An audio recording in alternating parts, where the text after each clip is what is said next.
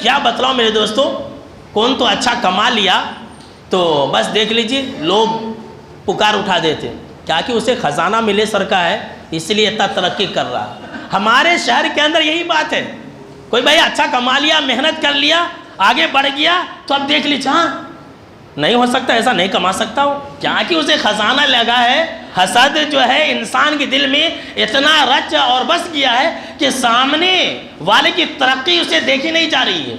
यहाँ तो अपने भाई की तरक्की को भी देख करके इंसान जलता है। और हसद कहते ही है इसी को कि इंसान किसी की नेमत को देख करके ये आरज़ू और ये तमन्ना करे कि उससे वो नेमत छिन जाए।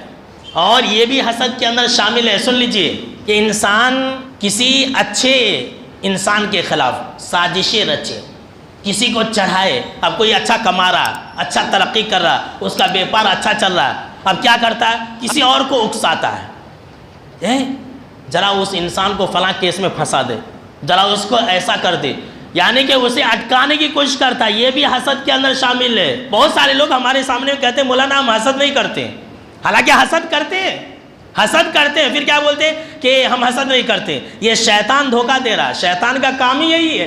शैतान का क्या काम है कि गुनाह भी इस तरह से करवा दे कि इंसान को एहसास भी ना हो। इंसान हसद भी करता है और ये भी कहता है कि मैं हसद नहीं करता हूँ।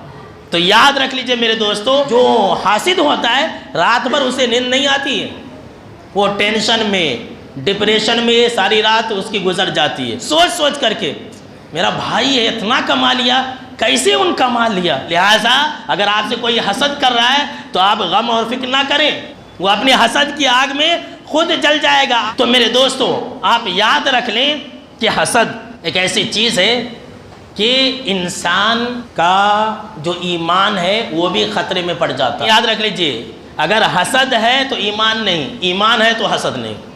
ये हसद ऐसी चीज़ है कि इंसान का ईमान खतरे में पड़ जाता है। क्या फरमाया जनाब मोहम्मद अरबी सल्लल्लाहु तआला अलैहि वसल्लम ने कि ला यजतमिआनी फी क़ल्बि अब्दिन, कि एक इंसान के दिल में दो बातें एक साथ नहीं रह सकती है। सुन लीजिए, दो बातें एक इंसान के दिल में एक साथ नहीं रह सकती है।